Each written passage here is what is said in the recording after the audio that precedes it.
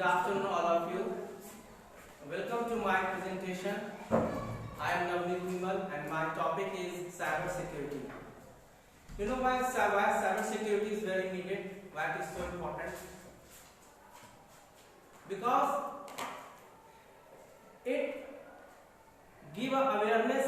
It keep you aware from all cyber security, all cyber crime like scam, like any fraud, crime, monetary funds, etc. One quote is, if someone steals your password, you can change it. But if someone steals your thumbprint, you can never get a new thumb. So failure mode is different, but which is very necessary. How internet should be used, how it can be used in right way. First of all, we can see the next slide.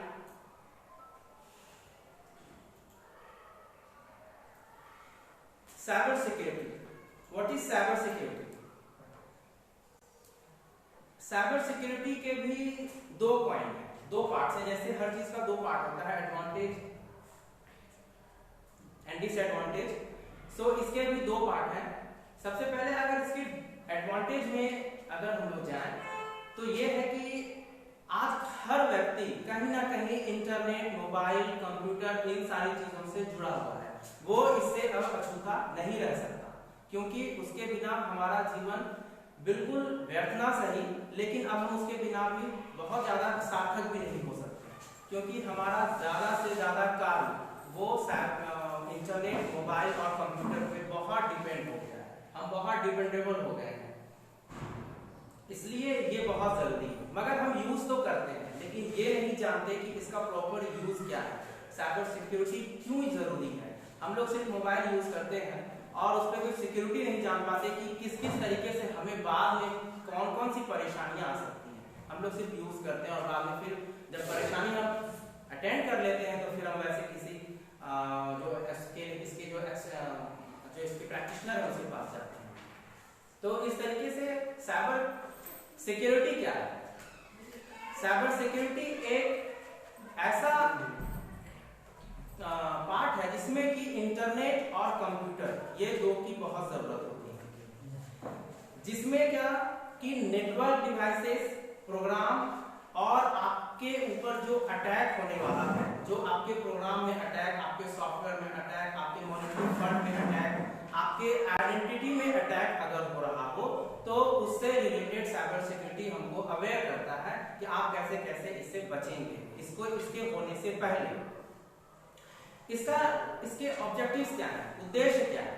उद्देश्य यह है कि जो भी rules और इसके measures उसको internet पे जो अटैक हो रहा है उसके अगेंस्ट में हम लोगों को जागरूक करना, उसके बारे में समझाना कि हम किस किस तरीके का कौन सा कार्य करें और किस प्रिवेंशन, किस अटेंशन के साथ हम इंटरनेट को यूज करें। क्योंकि हमें लगता है कि सिर्फ हम इंटरनेट यूज कर रहे हैं, मगर कहीं ना कहीं वो हमारा पर्सनल डेटा भी चुरा रहा है। ये कैसे कि हम लोग नेक्स्ट स्लाइड में देखते हैं।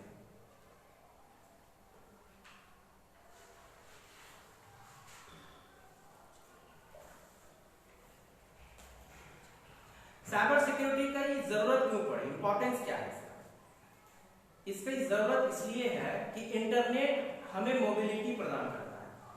जैसे कि हम कहीं से भी हम इंटरनेट का आज उपयोग कर सकते हैं। इससे पहले जैसे हम थोड़े पहले काल में जाएं तो वायर वाला टेलीफोन होता था, उस टेलीफोन के पास आदमी जाता था, मगर आज जहां जहां आदमी जाता है वहां वहां टेलीफोन साथ जाता है। ये कहीं ना कहीं एक तो कम्युनिकेशन नेटवर्क और इंटरनेट पर डिपेंड करता है। हम इंटरनेट पर वर्क करके अपने घर से या घर के किसी भी कोने से या इवन कि पूरे धरती के किसी भी कोने से इंटरनेट के माध्यम से यूज करके हम कोई भी कार्य कर सकते हैं। तो ये जो साइबर सिक्योरिटी की जरूरत पड़ी, ये जरूरत पड़ी कब? जब तक कि हमें कोई ना कोई हम क्राइम अटेंड कर लिए हो या हमारे साथ हो गया हो वो क्राइम हो गया।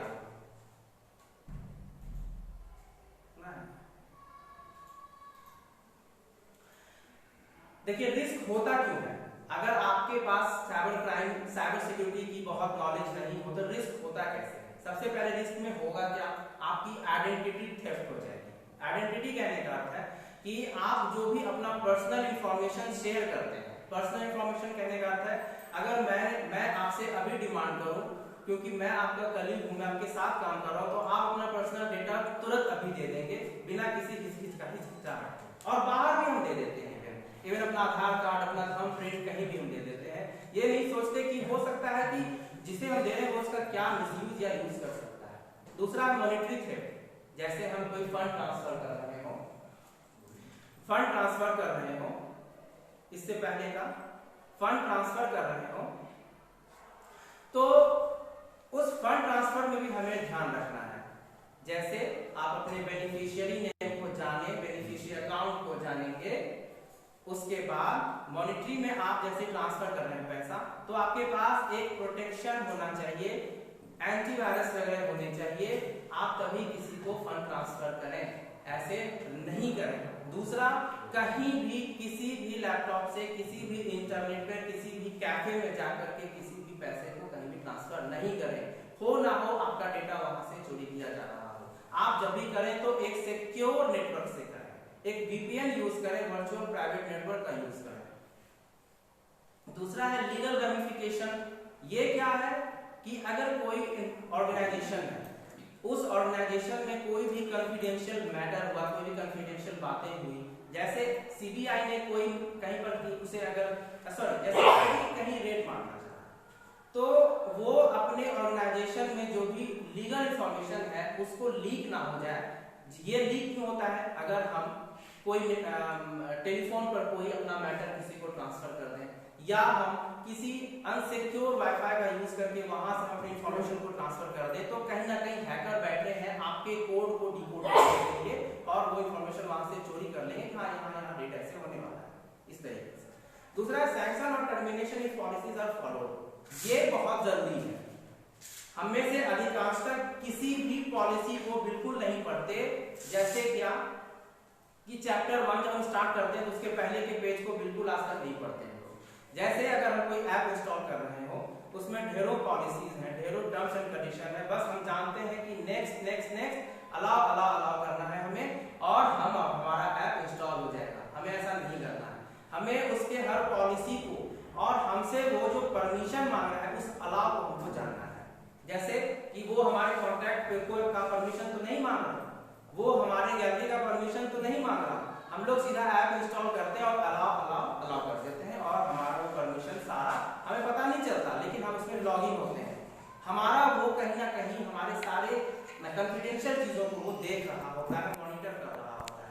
सपोज हम इतने हाई लेवल पर नहीं है, जो हाई लेवल के अथॉरिटी होते हैं, जो हाई प्रोफाइल लोग हैं, उन पर ये चीजें ज्यादा अटैक होने के चांसेस होते हैं, क्योंकि उनके पास इंफॉर्मेशन काफी कॉन्फिडेंशियल होता है। Next one is cyber security का जो कॉस्ट है, डैमेज कॉस्ट। आप देख पा रहे होंगे कि इसमें 2021 तक में जो साइबर सिक्योरिटी में जो पैसा गया है इंडिया पूरे वर्ल्ड का, वो 6 ट्रिलियन गया है।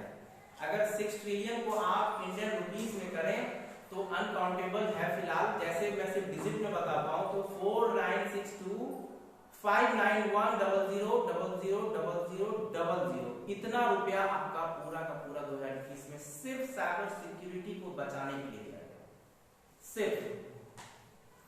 जिसमें कि हम सब में से 36 में से एक मोबाइल ऐसा होता है जो risk app, highly risk app को इंस्टॉल किए रहते हैं। हम उसको इंस्टॉल नहीं करते क्योंकि हम जानते ही नहीं कि उसका प्रॉस एंड कॉन्स क्या है, उसमें एडवांटेज डिसएडवांटेज क्या है। हमको तो पता होता है कि हमसे उसको यूज करना है। जैसे इंडिया ने कई ऐप बैन कर रखे हैं, जैसे कैम स्कैनर है, यूसी ब्राउजर है, एनी डेस्क है। अभी आप जान पा रहे होंगे, हम से कईयों को इन्फॉर्मेशन होगा कि रिसेंटली एक घटना घटी है जिसमें कि सीटेट के पेपर में और केवीएस के पेपर में हमारा जो पेपर लीक हुआ था वो इसी सॉफ्टवेयर की वजह से लीक हुआ था, जिसमें सिस्टम को रिमोट कर लिया गया एनी डेस्क नाम के सॉफ्टवेयर को, जिसको इंडिया ने बैन कर दिया है, और हमारा ऑनलाइन जो पेपर हुआ वो लीक हुआ इसी वजह से। ये दोनों पेपर में 3 दिन पेपर हमारा कैंसिल हुआ, ये एनी डेस्क की वजह से, क्योंकि सिस्टम को रिमोट पर ले लेते हैं और कर्सर रहता है, पता नहीं चलता है इन्विजिलेटर को कि कर्सर हम हिला रहे हैं या वहां से हिल रहा है, मूव कौन कर रहा है उसको, और यहाँ से क्लिक करेंगे वो क्लिक वहां भी होगा। तो हम एनीडेस्क पे रिमोट पे सिस्टम को देते हैं।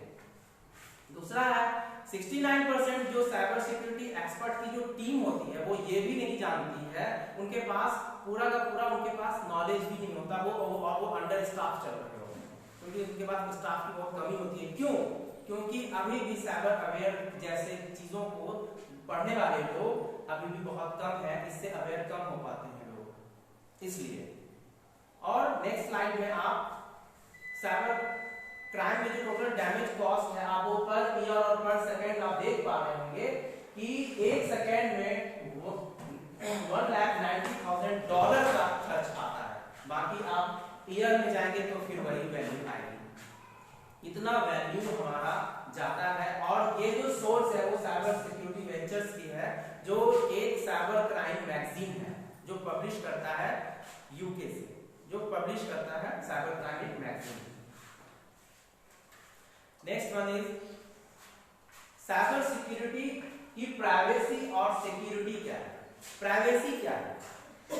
प्राइवेसी ये है कि जो आपका इंफॉर्मेशन है, आपका इंफॉर्मेशन जैसे मैंने कहा आपकी आइडेंटिटी हो जाएगी, आपका पर्सनल इंफॉर्मेशन, मॉनेटरी इंफॉर्मेशन, आप जो भी इंफॉर्मेशन है वो आपका इंफॉर्मेशन क्या है, प्राइवेट है। और उसमें आपका जो इंफॉर्मेशन उसको प्रोटेक्ट कैसे करें, इस पर सिक्योरिटी है। तो प्राइवेसी आपकी इंफॉर्मेशन हो गई और सिक्योरिटी हो गई, उसको हम सिक्योर कैसे करें। जैसे आप अपने ही मोबाइल में कई सारे सिक्योर लगा कर रखते हैं, हम में से अधिकांश का मोबाइल पैटर्न लॉक या पिन लॉक या पासवर्ड लॉक होता है, ये भी कहीं ना कहीं सिक्योर का ही एक वर्जन है या एक तरीका है कि हम उसको सिक्योर कैसे करें। क्यों? क्योंकि कहीं भी अगर हमारा मोबाइल चोरी हो जाए या किसी गलत आदमी के हाथ में पड़ जाए तो उसका कहीं मिसयूज ना हो जाए, इसलिए हम ये यूज करते हैं। तो प्राइवेसी हो गई हमारी इंफॉर्मेशन और सिक्योरिटी। नेक्स्ट इज हम इसे सिक्योर सिस्टम को CIA ट्राइड के माध्यम से समझेंगे। CIA ट्राइड है कॉन्फिडेंशियलिटी, इंटीग्रिटी एंड अवेलेबिलिटी।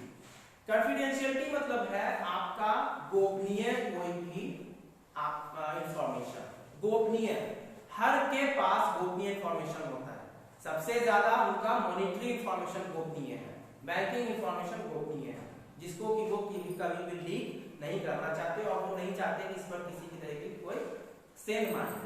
तो ये क्या है?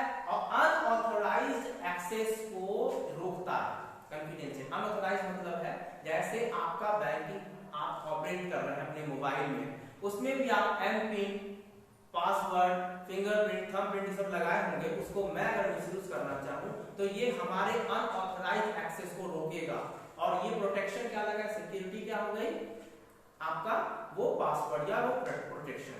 दूसरा है इंटीग्रिटी। इंटीग्रिटी है अखंडता। अखंडता मतलब है कि आपका जो भी इंफॉर्मेशन है उसको कोई मॉडिफाई नहीं कर पाए। अनऑथराइज्ड मॉडिफिकेशन या amendment.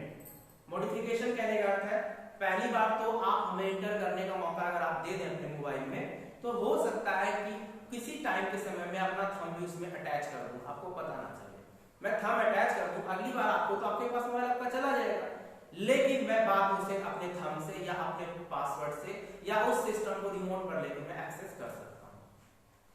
And third one is availability. Information को मॉडिफाइड किया जाता है in time frame. Time frame कहने का अर्थ है आप लोग जब किसी कहीं पर लॉगिन करते होंगे या कभी ऐसा होता होगा कि जब भी ओटीपी बताइए और ओटीपी का टाइमिंग इतना ही है, ऐसा हम कहते हैं कि वरना ओटीपी हमारा एक्सपायर कर जाएगा, अब हम लॉगिन नहीं कर पाएंगे। तो ये कब जरूरी है? ये एक टाइम फ्रेम में होना बहुत जरूरी है। अगर हमारा ओटीपी लाइफ टाइम वैलिडेट रह जाए तो हम कभी भी आपके मोबाइल से ओटीपी लेकर के उसको एंटर करेंगे और आपके इन्फॉर्मेशन को चोरी कर सकते हैं, लेकिन उसमें भी टाइम फ्रेम इसलिए जरूरी है कि 60 सेकेंड्स, 30 सेकेंड्स या 10 सेकेंड्स के लिए वो ओटीपी आपका वैलिड रहेगा, वरना वो इनवैलिड हो जाएगा। तो ये टाइम फ्रेम बहुत जरूरी है। नेक्स्ट इज डिटेल में देखेंगे कॉन्फिडेंशियलिटी में, जिसमें क्या कि हमारे जो कस्टमर्स का जो यूजर नेम है, उसी के बाद यूजर नेम और पासवर्ड,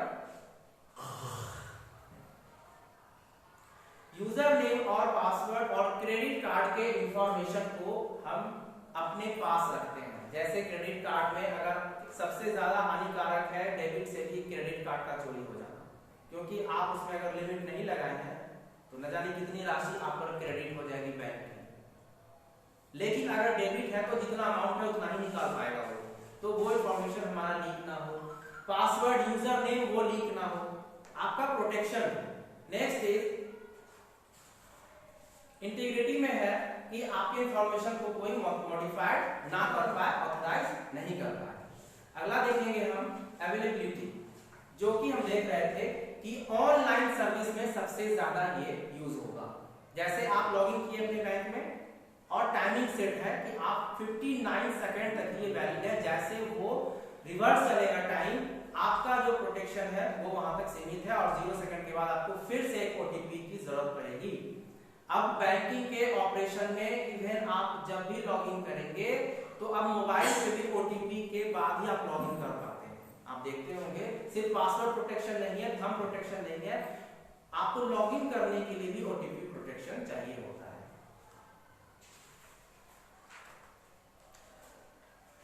नेक्स्ट है हमारा थ्रेट्स एंड वल्नरेबिलिटीज। ये है क्या? थ्रेट्स एक खतरा है जो हमारे स्टेक होल्डर को इंफॉर्मेशन से, जो हमारे हितधारक हैं, जैसे हितधारक कहने का मतलब जो हमारे जैसे आप लोग भी हितैषी हैं, तो आप लोगों को अवेयर करना कि थ्रेट से आप कैसे बचेंगे। थ्रेट्स में क्या है? जिसमें हमारे डेटा को मॉडिफाई, उसको चेंज, उसको डिस्क्लोज करना, उसको एडिट करना, उसको चुराना, ये सारा चीज हो जाता है या हो सकता है। जैसे हम कहते हैं ना अधिकांशतः कि हमारा जो डेटा है वो खत्म हो गया, अब मैं कैसे उसका बैकअप लाऊं, कैसे मैं उस डेटा को वापस मैं फिर रिट्रीव कर पाऊं। और वल्नरेबिलिटीज क्या है कि ये हमारे सिस्टम में एक वीकनेस है। वीकनेस कहने का अर्थ है आपको पता नहीं चलेगा और उस पर अटैक हुआ है आपके सिस्टम पर और सिस्टम वीक है। वीक कहने का अर्थ है बॉडीली वीक नहीं है, वो इंटरनली पासवर्ड वीक है। आपको कभी भी आपके कंप्यूटर पे या मोबाइल पर वो कभी भी हम उस पर अपना अधिकार कर सकते हैं और इंफॉर्मेशन चुरा सकते हैं। अगला है कि थ्रेड्स कितने तरीके के होते हैं, कितने तरीके के थ्रेड्स जैसे अपनी भाषा में धमकी भी कहते हैं, तो ये इसमें थ्रेड्स कितने होंगे। पहला है phishing and spear phishing attack. Phishing मतलब ये है कि आप लोगों में से अधिकांशतः फिशिंग के शिकार हुए होंगे किसी रैंसम कॉल का, किसी रैंडम कॉल का, और उस पर आपको किसी न किसी तरीके का डिमांड किया गया होगा या कोई बात पूछी गई होगी कि आपका एक्सपायर होने वाला है, आप 2 लाख का कैश जीते हुए हैं, आप इतना पैसा ट्रांसफर करिए आपको ये मिलेगा। ऐसी सब चीजें आप उसके शिकार हुए होंगे, जिसे डिटेल हम आगे में देखेंगे। अगला है कॉमन मॉलवेयर एंड रैंसमवेयर। ये क्या है? एक मैलिशियस प्रोग्राम है। ये एक मैलिशियस प्रोग्राम है जिसमें आपके कंप्यूटर में एक प्रोग्राम बाय डिफॉल्ट इंटरनेट से या किसी पर्सन के द्वारा इंजेक्ट किया जाता है या डाउनलोड या अपलोड किया जाता है, जिससे कि आप अपने आप इंटरनेट को जब आप यूज करते हैं। Malicious program. BEC business email compromise. BEC में ये है कि आपका जो ईमेल बना है, चाहे वो पर्सनल लॉगिन हो या किसी ऑर्गेनाइजेशन का ईमेल बनाए हुए हो, आप उस बिजनेस से रिलेटेड ईमेल के सारी चीजों को गोपनीय रखें, उसके पासवर्ड को भी अपने पास रखें। फिर fake websites that steel data और इन्फेक्ट डिवाइस। फेक वेबसाइट्स कहने का अर्थ है ऐसे वेबसाइट्स को हम एंटर ना करें, उसको अनावश्यक उस पर ना जाए जो अनऑथराइज्ड हो, जिसमें HTTPS ना हो, वो कहीं ना कहीं इनसिक्योर हो, वो रिस्ट्रिक्टेड हो, ऐसे वेबसाइट में हम लॉगिन ना करें। हैकिंग कहने का अर्थ है कि आपको पता नहीं है, आप कंप्यूटर यूज कर रहे हैं, आप वहां पर अपना लॉगिन किए और हम जान रहे हैं कि आप हाई प्रोफाइल लोग हैं, आपके पास काफी पैसा है, हम चाहे तो या इंफॉर्मेशन काफी कॉन्फिडेंशियल है आपके पास, हम वहां से भी प्रोग्राम के तहत हैक करके इंफॉर्मेशन चोरी कर सकते हैं। लास्ट है एटीएम स्कीमिंग। एटीएम स्कीमिंग में ये है कि आप जब एटीएम यूज करने जाते हैं तो आपको पता नहीं होता है और वहां भी आपका इंफॉर्मेशन चोरी किया जा रहा होता है। उस पर एक जहां पर आप की प्रेस करते हैं उस पर भी उसका क्लोन बना। ये आगे देखते हैं। Next point is fishing. क्या है फिशिंग? फिशिंग एक फेक ईमेल और एसएमएस है। जैसे आप कोई जान पा रहे होंगे कि झारखंड में एक जामताड़ा है, वहां पर से ये चीजें काफी क्रिएट हुई थी। फिशिंग में क्या है कि आपको फ्रॉड कॉल आएगा कि आप 2 लाख की लॉटरी जीत गए हैं, आप 20 रुपये हमारे अकाउंट में भेजिए, आपको 1,80,000 तो मिल ही जाएगा। हम भी लालच में पड़ जाएंगे, चलो 20,000 गया ना, इतना तो पैसा आ ही जाएगा, हम उसको 20,000 रुपये ट्रांसफर कर देते हैं। या आपको इस तरीके से हिप्नोटाइज कर दिया जाएगा, इतना ब्लैकमेल कर दिया जाएगा इमोशनली कि आप उस पर गिरफ्त होने के एकदम करीब आ जाएंगे कि आपका क्रेडिट कार्ड एक्सपायर होने वाला है, मैं बैंक से बोल रहा हूँ, मैं डेबिट कार्ड आपका एक्सपायर होने वाला है, अभी आप फिर ट्रांसफर नहीं कर पाएंगे, ये सारी चीजें। या आपके पास एक ओटीपी क्या है, आपका न्यू क्रेडिट कार्ड इशू हुआ है, हो सकता है आपको पता हो कि आपका डेबिट कार्ड अगले साल एक्सपायर होने वाला है, आपको तो डेबिट कार्ड चाहिए ही होगा, आप बैंक जाएंगे ही जाएंगे, तो हम आपको इन्फॉर्म करेंगे कि डेबिट कार्ड आपका एक्सपायर होने वाला है, आप एक ओटीपी क्या बताइए, और कहीं ना कहीं वो ओटीपी आपके बैंक का होता है और हम वो इन्फॉर्मेशन चोरी करते हैं और हमारे अकाउंट में पैसा हम ट्रांसफर करते हैं। ये इसका एक स्कैम चलता है, गिरोह चलता है, जिसमें एक काफी अच्छे वेल प्रोफाइल और वेल मैनर्ड लड़के और लड़कियां इसमें काम करते हैं, वेल एजुकेटेड लड़के लड़कियां काम करते हैं। आपको उसकी इंग्लिश समझ नहीं आएगा कि वो टूटी फूटी इंग्लिश बोल रहा है, कहीं ना उसको पकड़ रहे हैं, लेकिन ऐसा कोई इंफॉर्मेशन हमको फोन पर लीक नहीं करना। नेक्स्ट है फिशिंग स्टैटिस्टिक्स। आप देखेंगे कि हर साल हर 20 सेकेंड में एक फिशिंग साइट लॉन्च होती है, हर 20 सेकेंड। फिशिंग साइट कहने का अर्थ है जहां पर कि आपको एक malicious program, fake call, fake email, ऐसा कोई इंफॉर्मेशन आएगा जो आप ऐसा सोचेंगे कि वो तो बिल्कुल ऑथेंटिक है, हमें करना है। इंडिया ने क्यों बंद किया एनीडेस्क को, इंडिया ने क्यों बंद किया यूसी ब्राउज़र को, कैम स्कैनर को? कहीं ना कहीं वो इंफॉर्मेशन हमारा चोरी करके चाइना को प्रोवाइड करता था। जब भी हमने कहा ना आपको कि अलाउ आप करते हैं, नेक्स्ट कर दिए, बस हमें क्या करना होता है, ऐप इंस्टॉल किए प्ले स्टोर से, अलाउ कर दिया, प्ले स्टोर से ऐप इंस्टॉल हो गया। हमको देखना है परमिशन हम किस किस चीज की दे रहे हैं। अगर वो ऐप इमेज का है तो हम कॉन्टैक्ट का परमिशन नहीं दे, हम मेल का परमिशन नहीं दे, हम सिर्फ इमेज गैलरी का परमिशन देंगे उसको, बाकी चीज को अनऑथराइज करेंगे। परमिशन हम ऑल परमिशन उसको कभी नहीं देंगे। नेक्स्ट है एग्जांपल ऑफ फिशिंग। ये बहुत इंपॉर्टेंट है, जिसमें कि आप अधिकतर हम सभी इसमें गिरफ्त में आ सकते हैं। सपोज आपको, जैसे हमारे छोटे बच्चे हैं, वो अगर पढ़ना चाह रहे हैं या वो हायर एजुकेशन लेना चाह रहे हैं, तो वो सर्च कर रहे होंगे कहीं ना कहीं इंटरनेट पे। इंटरनेट से बेहतर माध्यम अब कुछ नहीं है। इंटरनेट एक या यूट्यूब एक बहुत ही बिग यूनिवर्सिटी है, जहां पर कि बहुत इंफॉर्मेशन उससे प्राप्त कर सकते हैं, और इंटरनेट भी है, तो उससे हम इंफॉर्मेशन लेंगे। जैसे कोई यूनिवर्सिटी सर्च कर रहे हो, उस यूनिवर्सिटी के बारे में हमें भी पता है कि आप उसको बार बार उस पर विजिट कर रहे हैं, उस यूनिवर्सिटी का मान लीजिए फी बहुत ज्यादा है और आपको वो चाहिए इंफॉर्मेशन, तो हम वहां से एक मेल भेजेंगे हैकर बन के कि आपको अगर 2 लाख की फी है पर एनम, तो हम उस पर 1 लाख में करेंगे, 50% आपको हम उस पर रिबेट कर रहे हैं, छूट दिला रहे हैं, और सब कुछ फ्रेम रहेगा उस यूनिवर्सिटी का ही। आप जो ही क्लिक करेंगे इस ब्लू लाइन पर, जो people please follow the link below to update your password, या इस टाइप का कोई आप उस पर अपडेट करने की चीजें करेंगे क्लिक, आपका इंफॉर्मेशन लीक हो जाएगा, आइडेंटिटी लीक हो जाएगी और मॉनेटरी फंड हो जाएगा, मॉनेटरी थेफ्ट हो सकता है। ये आपको ध्यान रखना है कि इंफॉर्मेशन कहां से आ रहा है। अरे हमने मांगा ही नहीं तो हमें वो क्यों दे रहा है? हम कहीं लॉगिन करेंगे तभी हमको मिलेगा ना, बिना मांगे वो दे रहा है। हमें ये भी देखना है कि हमें वो मैसेज आ कहां से रहा है, ये हमें बहुत ध्यान रखना है। Next is malware. ये एक मैलिशियस सॉफ्टवेयर है जो आपके कंसेंट के बिना आपके कंप्यूटर में इंस्टॉल होता है। आप अगर परमिशन नहीं भी देंगे, अभी मैंने कहा ना कि आपको परमिशन देना है, लेकिन ये क्या है कि आपके परमिशन के बिना आपके कंप्यूटर में इंस्टॉल भी होगा, रन भी करेगा, एग्जीक्यूट वगैरह सब हो जाएगा और आपको पता भी नहीं चलेगा। इसके कुछ प्रकार हैं, virus, worms, Trojan, horse, bombs, spyware, ये सब कुछ इसके प्रकार हैं। इसमें आपको पता नहीं चलेगा और वो रन होकर के आपके कंप्यूटर को भी इफेक्ट करेगा, आपका डेटा भी चोरी करेगा, क्योंकि आप लिंक है, आपका जो कंप्यूटर है वो लिंक है, कहीं ना कहीं से लिंक रखते हैं। उसको हटाने से हटता भी नहीं है और वो हटेगा भी। सॉफ्टवेयर आपको पता नहीं चलेगा ना, क्योंकि आपके कंसेंट के बिना है, और उस सॉफ्टवेयर का जो इंटरफेस होगा वो बिल्कुल ओरिजिनल की ही तरह चलेगा, सिर्फ नाम में कुछ अंतर होगा। जैसे अभी आएगा जो एक वर्ड है उससे रिलेटेड एक सॉफ्टवेयर ये है सॉरी वेबसाइट है जिसमें आपको पता नहीं चलेगा कि हम क्या ले रहे हैं। जैसे एडिडास और एबीबास में कम ही लोग डिफर कर पाते हैं। हम लोग बिस्लेरी पीते हैं, बिल्सेरी पीते हैं, पता नहीं चलता कभी कभी दोनों में पिए क्या। ऐसा है एक नेक्स्ट वायरस। वायरस क्या है?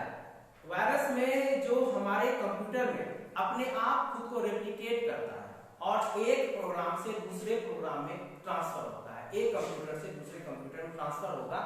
वायरस एक बायोलॉजिकल नेम भी है। जैसे बिना वायरस कभी भी कम्युनिकेट तभी होगा या तो उसके संपर्क में आएंगे, संपर्क में आएंगे चाहे टच से हो या उसके क्लोज आएंगे, बस ये भी उस इसी तरीके की चीज है। जब संपर्क कहने का अर्थ है एक कंप्यूटर में दूसरे कंप्यूटर में अपने आप वायरस कभी नहीं जाएगा जब तक हम पीडी सीडी या फिर डीवीडी ऐसे टाइप के फ्लॉपी डिस्क का कोई यूज नहीं करते हैं, तब तक कभी भी वायरस ट्रांसफर नहीं होगा। ये तभी होगा जब हम या तो एक पीडी से दूसरे PD, PD stands for pen drive, तभी ये यूज होगा, तभी ये उसमें अटैक होगा वायरस का। अगला है infection. Next is infection. Infection भी तीन तरह के हैं, इसमें डायरेक्ट, फास्ट और स्लो। डायरेक्ट क्या है कि अपने आप एक स्पेसिफिक इन्फेक्टेड प्रोग्राम को और या फाइल को या डॉक्यूमेंट को वो यूज करता है, ओपन करता है एवरी टाइम। और इसमें वायरस क्या करता है कि जो इन्फेक्टेड प्रोग्राम है उसको अगर ओपन करेगा तो उससे उसके कंप्यूटर पर डायरेक्टली इंफॉर्मेशन, डायरेक्टली इफेक्ट पड़ेगा। जैसे ट्रोजन हॉर्स का कोई प्रोग्राम है, एक प्रोग्राम बना हुआ है। जैसे प्रोग्रामिंग कहने का अर्थ है हम एक गुड वे में भी बनाते हैं, एक बैड में भी बनाते हैं। एथिकल प्रोग्रामिंग है, नॉन एथिकल है। एथिकल में अगर हम उस काम को सही रूप से करने के लिए, मतलब गलत तरीके से इंसर्ट एंट्री किए लेकिन उसका तरीका सही है, जैसे हमें गवर्नमेंट ने हायर किया एथिकल हैकिंग में, तो हम काम कर रहे हैं गलत लेकिन तरीका गलत है, लेकिन वे जो हमारा जो काम कराया जा रहा है वो सही है। एक नॉन एथिकल है, जैसे हम क्राइम करना चाह रहे हो, हम गलत कोई काम करना चाह रहे हो तो हम भी एक गलत प्रोग्राम ही बनाएंगे, तो वो ये डायरेक्ट इन्फेक्शन है। फास्ट इन्फेक्शन में क्या होगा, किसी पर्टिकुलर फाइल को वो एक्सेस करते हैं तब वो इन्फेक्शन हमें लग सकता है, हमें मतलब कंप्यूटर में। And last is slow. Slow किसी आपके प्रोग्राम को सिर्फ मॉडिफाई करेगा और कुछ नहीं करेगा। जैसे कई बार आप देखते होंगे अपने मोबाइल में कि बहुत सारे डॉट हो दे करके कई सारा प्रोग्राम अपने आप बन जाता होगा, फोल्डर अपने आप बन जाता होगा, कहीं ना कहीं प्रोग्राम अपने आप बन जाता है। तो ये सारे कुछ प्रोग्राम हैं जो खुद क्रिएट हो जाते हैं, उसे हम क्रिएट नहीं करते हैं, ये भी अटैक ही है। नेक्स्ट है जो वायरस है उसी के तरीके का ये इन्फेक्शन है बॉम्ब। अब ये वो एक्सप्लॉइट वाला बॉम्ब नहीं है, ये कंप्यूटर से रिलेटेड बॉम्ब है जिसमें लॉजिक बॉम्ब बहुत इंपॉर्टेंट है। ये एक प्रोग्राम कोड है, प्रोग्राम कोड है। जैसे प्रोग्राम भी दो तरह के हैं, हाई लेवल प्रोग्राम और लो लेवल प्रोग्राम में जो हम कुछ भी लिखते हैं, जैसे आप लोगों में से कुछ लोग ऐसा जान पा रहे होंगे नाम से C++, जावा, पाइथन, इस तरह के कुछ प्रोग्राम जान पा रहे होंगे। ये उसको डायरेक्ट उस प्रोग्राम कोड में इफेक्ट करता है और एक्सप्लॉइट करता है। हमारा ये यूज कहाँ होता है, ये ज्यादा यूज होता है बिजनेस एरिया में या फाइनेंशियल में। फाइनेंशियल में यूज क्या होगा कि आपका जो अकाउंट में ट्रांसफर है उसका जो रेशियो होगा वो कहीं ना कहीं ज्यादा होगा और इजीली ट्रांसफर हम कर पाएंगे उसमें इफेक्ट करके। इसमें मोस्ट जो हमारे आईटी एम्प्लॉइज होते हैं वो इस सिंड्रोम से असंतुष्ट होते हैं, मतलब उनको इसके बारे में बहुत पता नहीं होता है कि हम इसको यूज कैसे करें। अगला है ट्रोजन। अभी मैंने बताया कि ट्रोजन हॉर्स ये भी एक प्रोग्राम है या सॉफ्टवेयर है जो आपका बिल्कुल उचित लगेगा, कानूनी लगेगा, इसका जो इसका लुक लाइक होगा, जो इसका इंटरफेस होगा वो बिल्कुल आपको सही लगेगा, ओरिजिनल लगेगा। हमें पता नहीं होगा कि हम गलत प्रोग्राम यूज कर रहे हैं या फिर सही प्रोग्राम यूज कर रहे हैं। एक बार अगर आपका ये इंफॉर्मेशन चुरा लिया तो आपकी इंफॉर्मेशन को फिर ये डिलीट कर देगा। ये इस इंफॉर्मेशन को डिलीट कर देगा। और इसमें क्या है कि ये अपने यूजर पर बहुत निर्भर रहता है। ये अपने जो ट्रोजन जो सॉफ्टवेयर है, जो प्रोग्राम है, ये अपने यूजर पर बहुत निर्भर रहता है कि इसके बिना ये खुद इंस्टॉल वहां पर नहीं होगा। एंड नेक्स्ट इज वर्म्स, ये भी जान रहे होंगे आप लोग बायोलॉजी के टर्म में कीड़ा, तो ये उसी टाइप से रिलेटेड है जिसमें कंप्यूटर यूज करते हैं।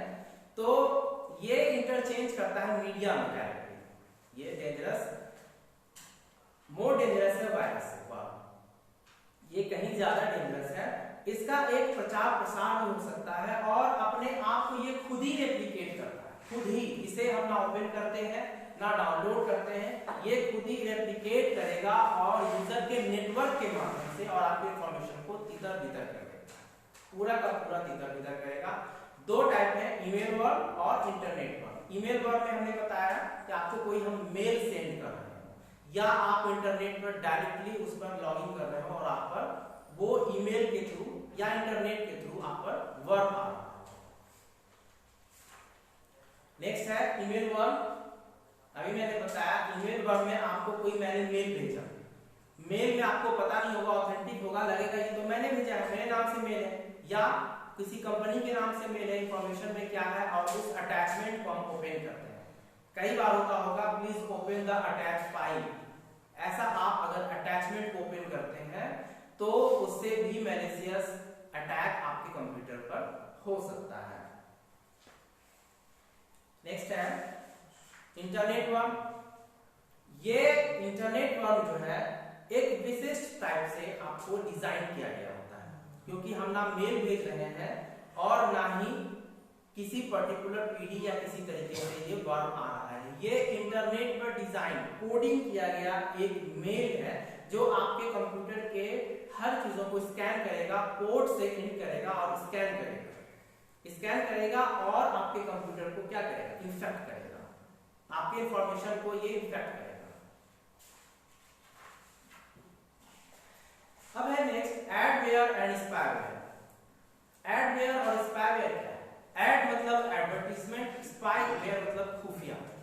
तो एडवेयर में आप देखते होंगे जनरली पर डे हम कोई ना कोई साइट ओपन करते हैं अपने मोबाइल में, और मोबाइल के उस साइट में कहीं ना कहीं कॉर्नर पर कुछ ऐड आ रहा होता है जिसको कि हम इग्नोर करते हैं कि ये ऐड क्यों है। बहुत सारा ऐड देखते होंगे हम कि मोबाइल का सीरीज वो इंस्टॉल हो रहा है या नया मोबाइल लॉन्च हो रहा है या किसी तरीके का में से जनरली लोग कुछ उसमें ऐड में एडिट चीजें भी देखते होंगे, तो ऐसे सब कुछ चीजें आपको उसमें दिखती होंगी। तो उस ऐड को हमको जनरली क्लिक नहीं करना है। आपको जो भी जाना है आप डायरेक्ट यूआरएल से क्लिक कीजिए ना, आप एडवेयर पे क्लिक करेंगे नहीं।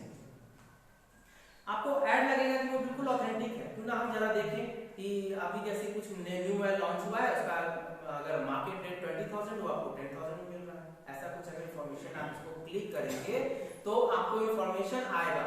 जैसे गूगल की तरफ से भी इंफॉर्मेशन आ जाएगा कि आपका कोई मोबाइल डेंजर जोन में है, तो वो गूगल डेंजर जोन वाला मैसेज नहीं भेजता है, आप कहीं ना कहीं उस ऐड को क्लिक कर दिए होंगे, हम कर दिए होंगे, हमारे जो छोटे हैं वो कर दिए होंगे कहीं ना कहीं क्लिक।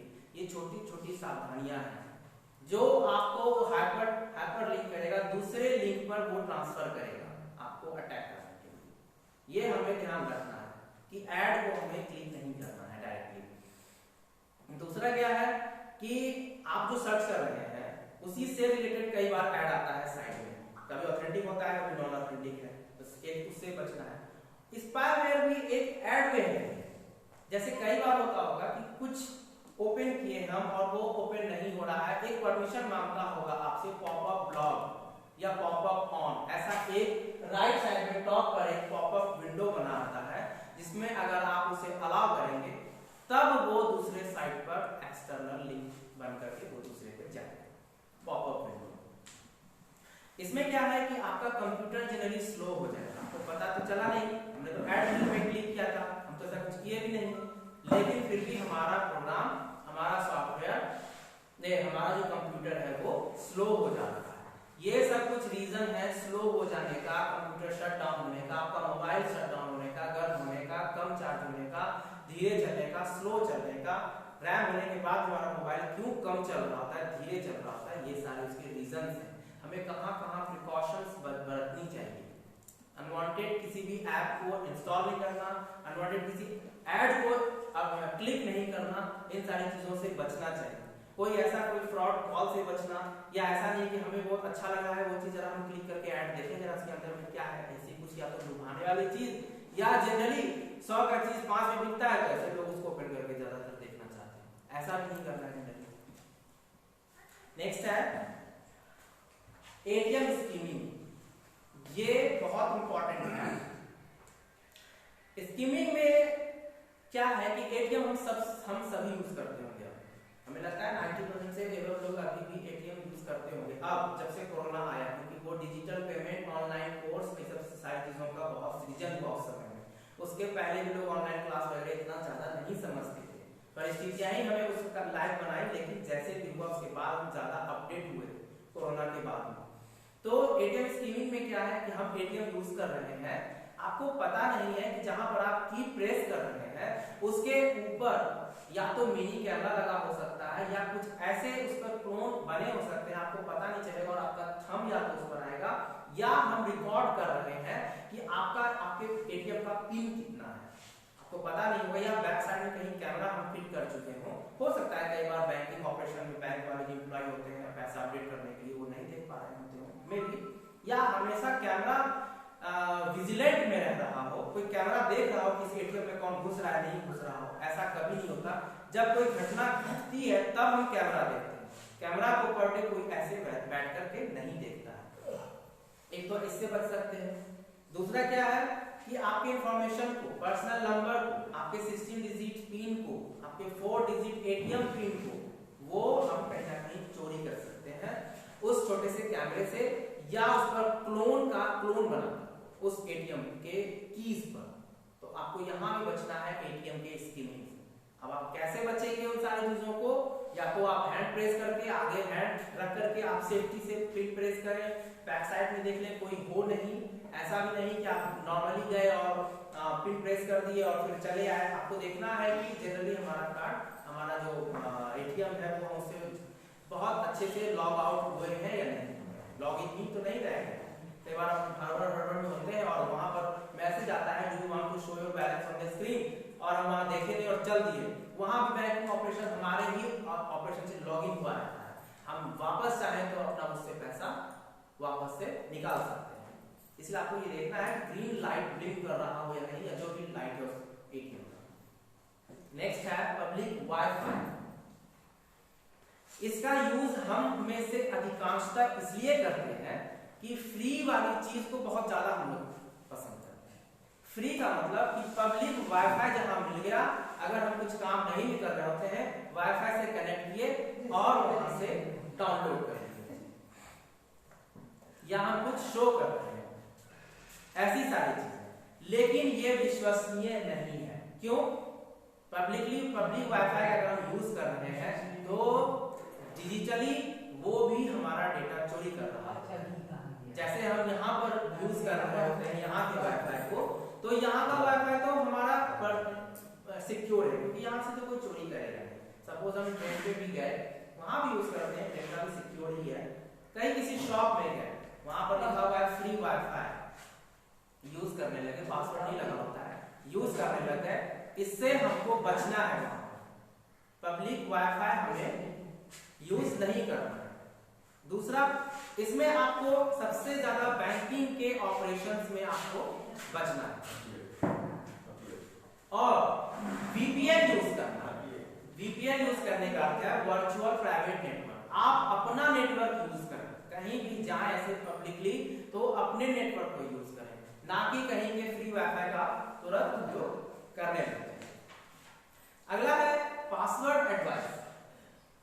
पासवर्ड एडवाइस जब आप मोबाइल यूज करते ही हैं, एटीएम यूज करते ही हैं, हमें से कई लोग इंटरनेट बैंकिंग यूज करते होंगे, तो पासवर्ड एडवाइस में आपको अल्फा न्यूमेरिक स्पेशल की ये यूज करना चाहिए। ऐसा नहीं अपना डेट ऑफ बर्थ लगा दिए पिन में, हम क्या करेंगे, हम उस कोड को डिकोड करते रहेंगे। सपोज आपका कोई इन्फॉर्मेशन हमें मिल गया, अगर आपका 1990 डेट ऑफ बर्थ है, आपने वही लगा दिया, हमें नहीं पता है, फिर भी हम एज के अराउंड जनरली लोग यही लगाते हैं, अपने बच्चे का बर्थ डेट, अपना या अपना नाम या कुछ भी एक वैसा मैसेज जो बहुत कॉमन होता है। ऐसा नहीं करना है, आपको एक अल्फाबेट रखना है, कुछ नंबर्स का उसमें संयोजन करना है और कैरेक्टर्स रखने हैं। कैरेक्टर कहने का अर्थ है स्पेशल कैरेक्टर, जैसे hash, at the rate, slash, diagonal slash, ऐसा सब कुछ आप अंडरस्कोर, ऐसा सब कुछ आप उसमें एडवाइस है कि आप रख सकते हैं, तभी आपका पासवर्ड क्या है, प्रोटेक्टेड होगा। और अपने जो लॉगिन के लिमिट्स हैं उसको भी रखें। जैसे अगर आप बैंकिंग ऑपरेशन कर रहे हो, ऑनलाइन बैंकिंग, तो आप गलत पासवर्ड अगर आप कंप्यूटर पर डालेंगे तो बैंक आपको इन्फॉर्म कर देगा कि you have attempt only two attempt या you have only one attempt based. उसके बाद आप 24 आवर्स के लिए ब्लॉक हो जाएंगे, ऐसा भी होता है। तो आप पासवर्ड की लॉगिन का लिमिट भी रखना है कि लिमिट करना है हमको कि मेरा ये 3 चांस से ज्यादा मेरा लॉगिन ना हो, क्योंकि अगर वो आपका बैंक है, आपका अकाउंट है, तो आपको याद होगा, आप उसमें कभी भी गलतियां नहीं करेंगे। हो सकता है टाइपिंग मिस्टेक हो, लेकिन 1 से 2 बार होगा, 3 बार के बाद आप स्वयं भी ब्लॉक हो जाएंगे 24 घंटे। नेक्स्ट है आइडेंटिटी थेफ्ट। इसमें क्या है, सबसे पहले आपकी प्राइवेसी खत्म हो जाएगी। प्राइवेसी कहने का मतलब कि आप जो भी इंफॉर्मेशन अपना रखे हैं, जैसे आपका आधार कार्ड से आज लिंक हर कुछ है, पैन कार्ड से आपका लिंक है, फिर भी इतना अभी भी सिक्योर है ये, लेकिन जो प्रोफेशनल अटैकर्स होते हैं वो इसका मिसयूज कर सकते हैं। उसके बाद है आप अपना कोई पब्लिक रिकॉर्ड रखे हुए इंटरनेट पर, पब्लिक रिकॉर्ड, जैसे हम फेसबुक चलाते हैं, हमें से मोस्टली फेसबुक चलाते हैं, फेसबुक चलाया, अपना सारा पर्सनल इंफॉर्मेशन उसमें डाल दिए, अपना मोबाइल नंबर डाल दिए, इंफॉर्मेशन डाल दिए, कहाँ वर्क करते हैं वो डाल दिए। हो सकता है हमें कोई ट्रैक कर रहा हो, वहां से ट्रैक कर सकता है। हो सकता है हम अपना नंबर डिस्क्लोज नहीं करना चाहते हो, फिर भी नंबर दे दिए हो वहां पर और नंबर को पब्लिक कर चुके हो, तो हमारा नंबर ले लेना, वहां से वो मिसयूज कर सकता है। तो ऐसे सारे जो भी अवेयरनेस है ये हमें और हम में से छोटों को भी देना चाहिए, क्योंकि उनको इन चीजों की उपयोग करने की प्रवृत्ति तो ज्यादा होती है, मगर इससे बचने के उपाय कौन पता कि कैसे हमें उपयोग करना है। अगला है रैंसमवेयर। रैंसमवेयर एक फिरौती है। अब फिरौती का आप समझ रहे होंगे कि इंटरनेट पर फिरौती कैसे हो सकती है। ये भी है, आप कोई अनऑथराइज्ड साइट को ओपन कर दिए, आप मोबाइल को ही लेकर चलिए, कंप्यूटर मत लीजिए, आप मोबाइल को ही लेकर चलिए, आप में से सभी मोबाइल यूज करते हैं, आप मोबाइल में कोई साइट ओपन किए हो और वो साइट में भी इलीगल हो और वहां पर आपको इंफॉर्मेशन आ जाएगा कि अब आप लॉग आउट होंगे या पुलिस क्राइम होगा जब तक कि आप इतने रुपए का आप उसमें फिरौती ना भर दें। और अगर आप तय सीमा तक फिरौती नहीं दिए तो आपका जो फिरौती रकम है वो बढ़ जाएगा। ये ऐसा अटैक होता है, ये ऐसा अटैक भी हमको ध्यान में रखना है। कुछ ऐसे अटैक्स ज्यादातर डिजिटल जो करेंसी है उसमें होने के चांसेस बहुत होते हैं उसमें। नेक्स्ट है इसको कंट्रोल कैसे करेंगे हम। आपको जानना है कि आपको जो कॉल आया है या आप जो साइट किए हुए हैं आपको उसको जानना होगा तभी आप रिसीव करें। ऐसा नहीं कि कैसा भी नंबर हो, प्लस से हो, 3 से हो, 2 डिजिट, 5 डिजिट, 4 डिजिट, कैसा भी नंबर को रिसीव कर दिए और बात करने लगे। हमें बचना है वहां से भी। कहीं से भी कोई ऐसा फोन नहीं आएगा कहीं भी आपको करोड़ों की लॉटरी लग रही है, जब लॉटरी नहीं लगी तो हमको वहां पर बचना है ऐसे किसी भी फ्रॉड कॉल से, तभी बच पाएंगे ना। इसका कोई ऑथेंटिक नहीं है कि आपको कैसे बचाया जाए, आपको स्वयं बचना है, क्योंकि मोबाइल यूजर आप स्वयं के हैं, आपको कोई मोबाइल यूज करके नहीं देता है। दूसरा है आपको जानना है, टेस्ट करना है, ट्रेनिंग करना है, लोगों को ट्रेंड करना है। जैसे अभी कोई रैंसम कॉल आ जाए, कोई रैंडम कॉल आ जाए, कोई मेल आ जाए या बैंक की तरफ से आपको फोन आ जाए कि आपका अकाउंट जो है वो लिंक लग गया है उसमें, तो आप परेशान हो जाएंगे। लिंक कैसे लग जाएगा अकाउंट में, हमने कोई उससे ट्रांजैक्शन ही नहीं किया है तो लिंक कैसे लग जाएगा। तो हमें ऐसे सब फ्रॉड कॉल से बचना है। दूसरा, अपने ईमेल पे अटैचमेंट को ओपन करने से भी बचना है। जो मैंने कहा कि आप अटैचमेंट को आप देखें, आपको तो लगेगा कि शायद मैंने कुछ अच्छा ही भेजा होगा ना अटैचमेंट में, उस अटैचमेंट को भी बचना है। आप अटैचमेंट सिर्फ उन्हीं का देखें जिनको आप जानते हैं, जिनका मेल आपको पहले से आया हुआ हो, आप उससे परिचित हैं, ऐसे आप नहीं देखें। नेक्स्ट है BEC, business official email compromise. ये सबसे ज्यादा हमारे ऑर्गेनाइजेशंस के लिए सबसे ज्यादा घातक चीज है। क्यों? क्योंकि इसमें डाउनलोड और स्प्रेड, मतलब हम लोग अपलोड और डाउनलोड जो होता है, ये जो मैलिशियस प्रोग्राम है, जो इन्फेक्टेड प्रोग्राम है, वो ऑटोमेटिकली इंस्टॉल हो जाता है ऑटोमेटिकली। और फाइनेंशियल ट्रांजैक्शन जितना होगा उस वहां पर तो और ध्यान देना है, हमें बहुत ज्यादा ध्यान देना है कि अगर हम बहुत ज्यादा लेन देन का काम कर रहे होते हैं, इंटरनेट पे रिचार्ज कर रहे होते हैं, हमारे पास जैसे हम पैसे वाले हैं तो हमारा बहुत ज्यादा हमारा ट्रांजैक्शन हो रहा है, हम लाखों लाख पैसा भेज रहे हैं, टर्न ओवर हो रहा है, तो वहां पर हमें और प्रिकॉशन लेने की जरूरत है। हम VPN यूज करें, पब्लिक वाईफाई का यूज ना करें वहां जरूरत। और इसके लिए आपको जो अटैचमेंट है या MFA है, आपको सबसे पहले MFA यूज करना है। MFA यूज करना है अपने बिजनेस ईमेल अकाउंट के लिए। MFA मतलब है multi factor authentication. Multi factor कहने का अर्थ है कि उसमें कहीं ना कहीं प्रोटोकॉल हो। प्रोटोकॉल कहने का अर्थ है एक पहला सिक्योर, जैसे हम पहले पासवर्ड लगाए, फिर दूसरा सिक्योर हम थंब लगाए, तीसरा सिक्योर हो सकता है हम आईबॉल का हम वहां पर रेटिना जो सेंसर है वो हम पासवर्ड लगाएं। जैसे फेस अनलॉक और लॉक होता है ना, तो वो कहीं नहीं हमारा सी करता, सिर्फ हमारे रेटिना को शो करता है, क्योंकि वो भी सबका विजन अलग अलग है। आप भी जब आधार कार्ड बनाने गए होंगे तो आपका आई विजन लिया होगा, वो भी सबका डिफरेंट है, इसीलिए हम वहां से भी बचे। नेक्स्ट है business email compromise. Business email compromise,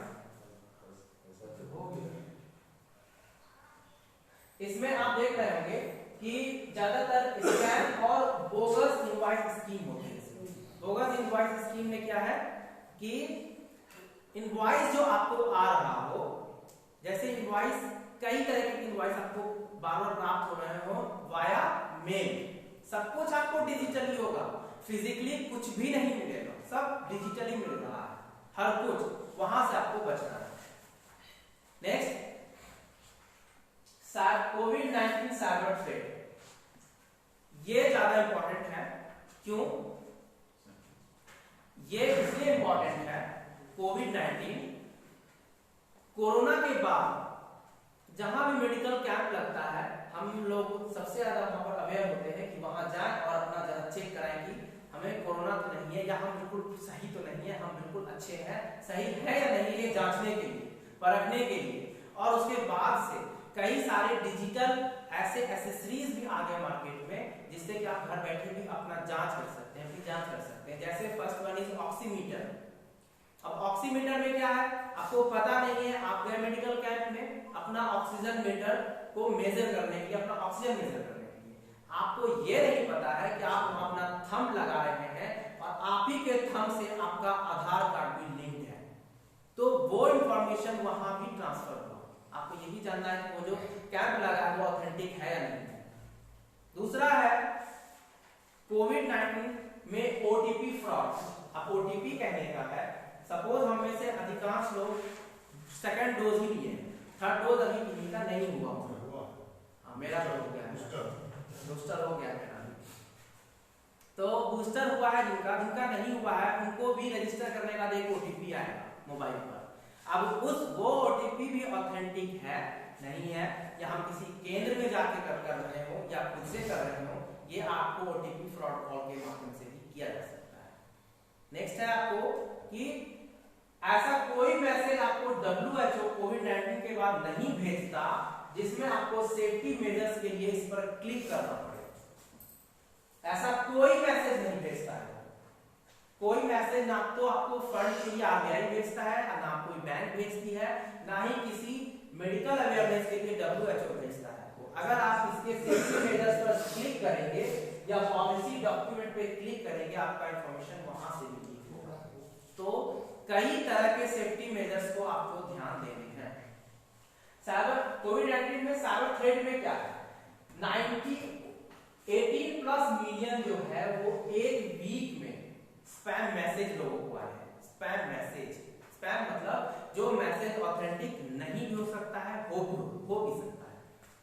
next है इसमें जो वेब स्किमिंग है वो 26% बढ़ गया मार्च 19 के बाद। जो कोविड के बाद है वो बहुत इसका रेशियो बढ़ गया और इसमें ज्यादातर देखिए अटैच कौन हुए, हेल्थ केयर, फाइनेंशियल, मेडिकल और मैन्युफैक्चरर, गवर्नमेंट, क्योंकि सबसे ज्यादा हम अवेयर अपने स्वास्थ्य को लेकर के होते हैं।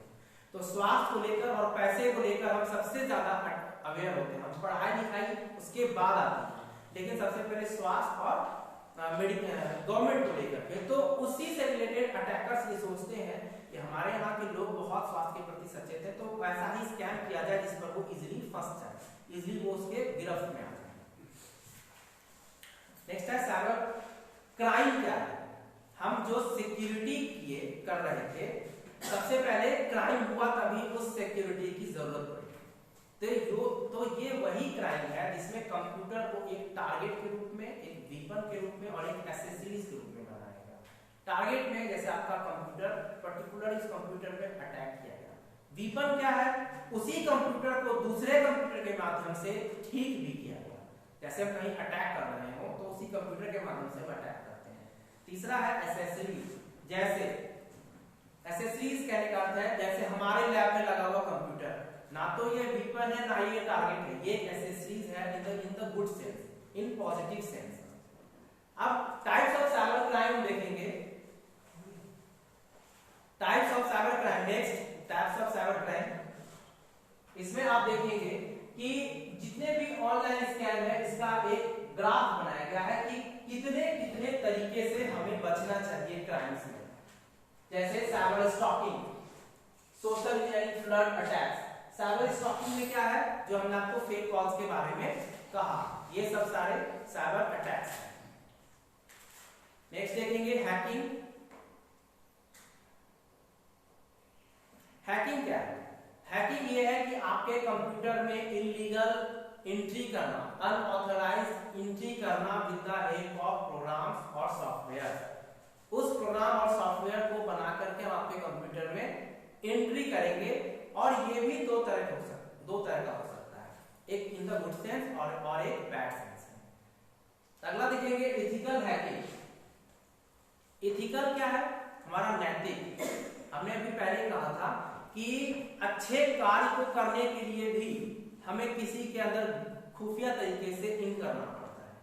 जैसे अगर हम सीबीआई के एथिकल हैकर हैं तो हमें किसी के यहाँ अगर कुछ इंफॉर्मेशन हमें जाननी होगी तो भी हम उसके हैकर ही कहलाएंगे, क्योंकि हम उसका इंफॉर्मेशन ऐसे लीगली तौर पर चोरी नहीं कर सकते, वो प्रोटेक्टेड है, हमें इलीगल तौर पे ही घुसना होगा। लेकिन क्योंक't हम गवर्नमेंट के इन पॉजिटिव सेंस में काम कर रहे हैं तो हम एथिकल हैकिंग कहते हैं, इन एथिकल हैकिंग। अगला है सिस्टम हैकिंग। सिस्टम हैकिंग क्या है?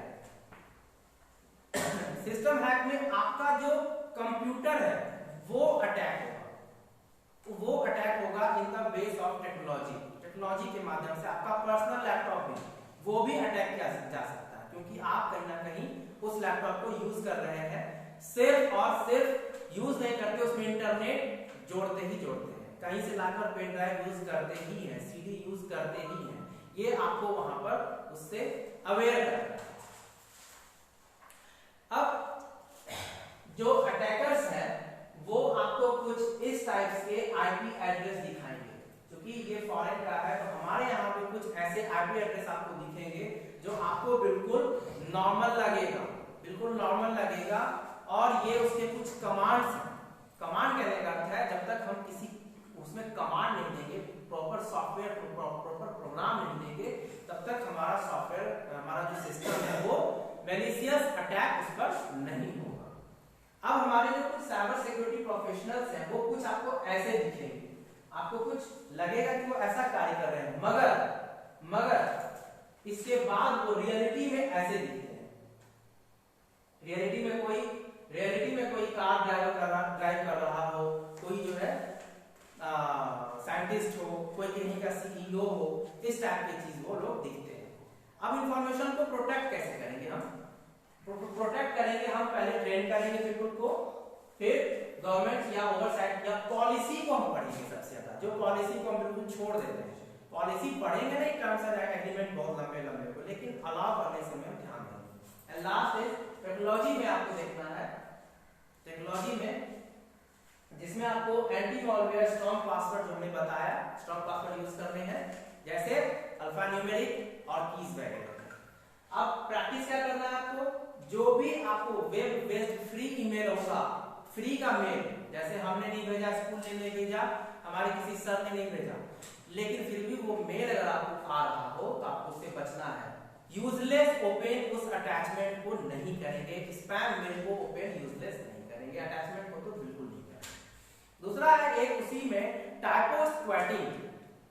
टाइपो स्क्वैटिंग ये वर्ड है, जैसा कि इसमें दिख पा रहा होगा, एक डेलाप्लेक्स और एक डेलापेल्स.com, ये दो तरह के एक साइट आपको नजर आ रहे होंगे, जो हमने अभी आपको एडिडास और एडिबास की बात की। टाइपो स्क्वैटिंग नाम सेम लगेगा, आपको हमने कहा सीटेड यूज करने के लिए, हो सकता है आपको इतना भी नहीं पता हो व्हाट इज सीटेड, आप सीबीईटी अगर ओपन कर लिए हुए भी तो वो कहीं ना कहीं फेक साइट होगा, हमने आपको बता दिया, आपको ओपन कर लेंगे। तो ये भी आपको ध्यान रखना है। ज्यादातर लोगों को ध्यान रखना है जो फेसबुक ज्यादा यूज करते हो, जो शॉर्ट्स ज्यादा देखते हो, जो फिर और व्हाट्सएप यूज करते हो, इंस्टाग्राम यूज करते हो, ऐसे लोगों को ज्यादा यूज करना है। फेसबुक पर अनावश्यक कोई पेज नहीं हम लाइक करते रहे, फॉलो करते रहे, ऐसा कुछ भी हमें यूज नहीं करना है। कोई सा भी पेज मिला और उसको फॉलो करते चलेंगे, इससे हमें बचना है। नेक्स्ट है वल्नरेबिलिटी स्कैनर। स्कैनर में क्या है आपको, ये आपको डिफरेंट रहेगा फायरवॉल और इंस्ट्रक्शन डिटेक्शन सिस्टम से।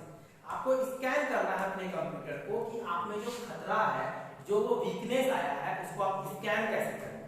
अब इसके लिए आप एंटीवायरस प्रोग्राम लगाएंगे, प्रिकॉशन यूज करेंगे, मोबाइल में भी अनवांटेड हमेशा इंटरनेट ऑन करके नहीं रखेंगे, वाईफाई ऑन करके नहीं रखेंगे, ब्लूटूथ ऑन करके नहीं रखेंगे। इन सारी चीजों से आप इंफॉर्मेशन आपका लीक हो सकता है। टाइप्स ऑफ वल्नरेबिलिटी स्कैन देखेंगे, स्टैक में कुछ और